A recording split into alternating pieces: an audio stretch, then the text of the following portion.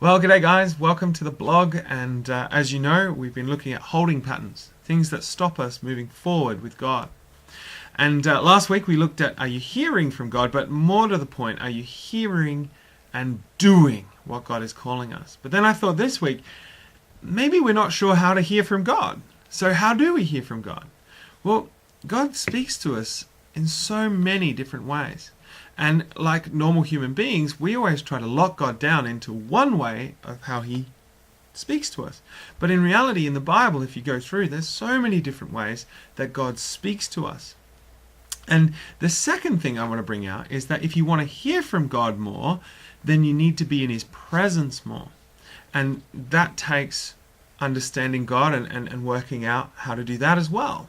So two stories. Balaam and his donkey. Balaam is coming along and he's going to oppose the people of God. And then God opens the mouth of his donkey, and the donkey rebukes him and talks to him and gives him a message from God. And then he goes off to the king and he delivers these messages, and he's learnt to hear from God. So if we think that's the blueprint to hear from God, so what we need to do is go buy a donkey and live with a donkey so that the donkey can always talk to us. And no. By the way, did you notice Shrek's in the Bible? How cool is that? Anyway, no, we don't do that. We don't need a talking donkey. What we need to do is get into the presence of God so that God doesn't need to use such a sensationalist way of talking to us, so that we're hearing from him all the time. So how do we get into God's presence? Well, there's another story in the Old Testament. It's of Elijah. And Elijah is in this cave. And we know the story. First of all, the strong wind comes, but God wasn't in the wind. And then an earthquake hits, but God wasn't in the earthquake. And then fire comes, but God wasn't in the fire. And then a still small voice. Now, lots of Christians will tell you if you want to get into the presence of God, you need to quieten yourself down and have the still small voice. Because they've read that passage and gone, that's how God's presence comes. God was in the still small voice. And that's not untrue.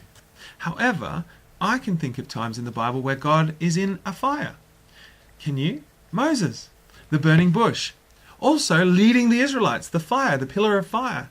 Also, I can think of times when God's been in a wind. At Pentecost, the Holy Spirit comes with a sound like a rushing wind.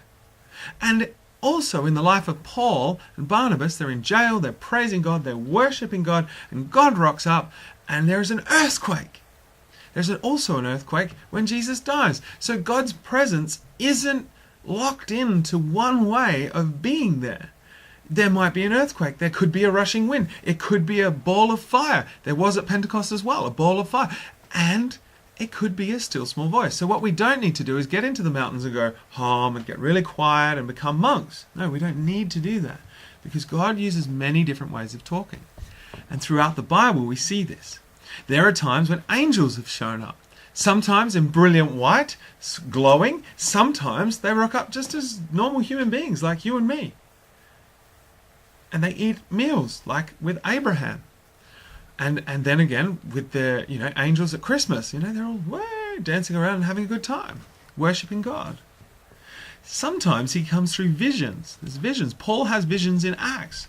Dreams. Joseph, again in the Christmas story, God tells them in a dream, do not go down to Egypt. God tells him it's okay to marry Mary through a dream. Dreams come. So God can speak to us through our dream life. He can speak to us in visions when we're praying. It's often the way God speaks to me. He uses pictures in my mind to tell me what he's trying to encourage me with that day. Sometimes you can hear directly from God, and I have on a few occasions. I know that makes me crazy for our non-Christian listeners, but that's okay.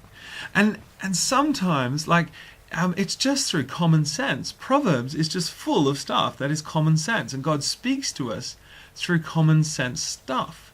And we need to listen to common sense sometimes and just go, okay, that's perhaps God giving me a message through that. And of course, he speaks through the Bible. Get into the Bible and read about God. But don't just read about him.